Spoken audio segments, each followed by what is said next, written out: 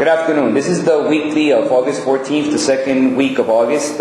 Basically on the topics that you're going to encounter in this week's weekly are going to be on the political side, the referendum, which actually took a bunch of us by surprise, as we had not actually considered that President Uribe would be a candidate for 2010. It seems that during the week, on a breakfast with all the parties that actually elected him, he asked them to actually vote for the referendum, and that will actually take place during the course of this week.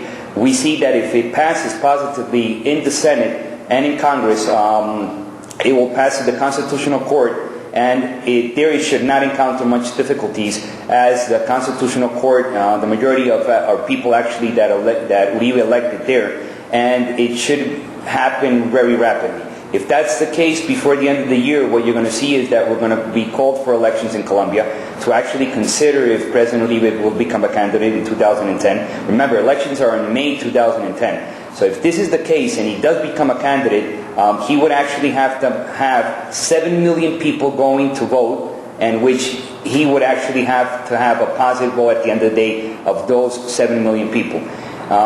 If he does become a candidate, the most probable scenario that you're going to encounter is that people as Juan Manuel Santos, ex-Minister of Defense, Noemi Sanin, ex-Ambassador in England, and Andres Arias, actually ex-Minister, of Agriculture, will be dropping out of the presidential race.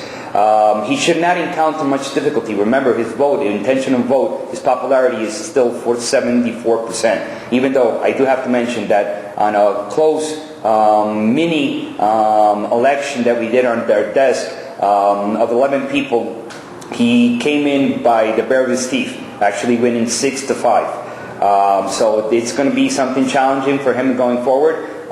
Basically, the situation which he's actually encountering and considering running for 2010 again is due to the actual pressures that we're receiving from Venezuela and for Ecuador. Now, on that same token, on the macro side, what came out during the week was actually the commercial balance for the month of June. What we see is that the first half, we're running a surplus of $740 million, which is a big surprise to all of us that actually considered at the beginning of the year that the surplus was not going to exist, that we're going to have a big deficit of around $300 to $400 million in the course of the year. And actually, we're very surprised to actually see these positive numbers at the first half.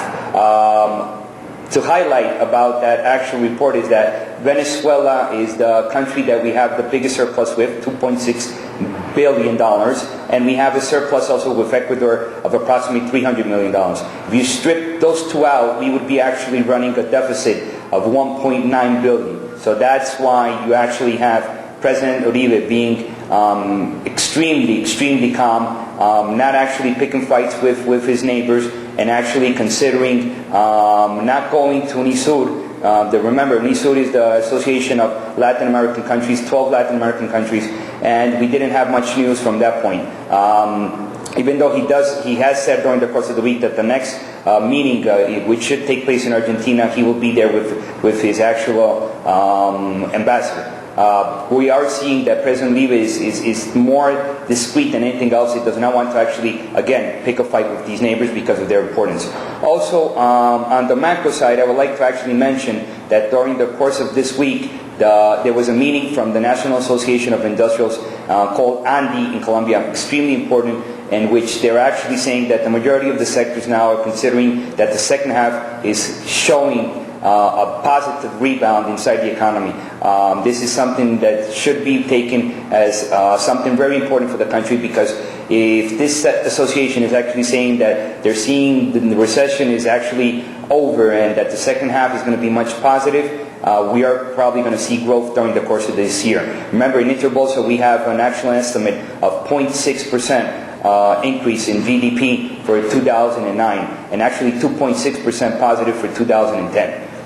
On the company side, what we're actually seeing is that the situation of the first 6 months keeps on actually pressuring NIMs in the banking sector. Banco de Bogota actually reported they were below our numbers, basically due to a lower NIM in interest rates and investment securities during the second quarter of 2009. To highlight also, Banco de Crédito actually was positive. It's the first bank and the only one that actually has reported good, solid number, actually with net interest actually above our expectation and coming in because of lower funding costs.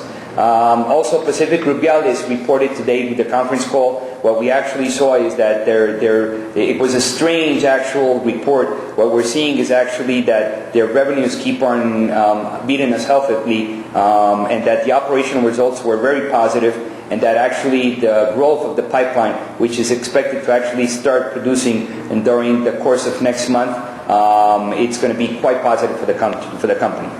The financial sector at the end reported 4.4 trillion pesos in profits in the first half, actually $2.2 billion.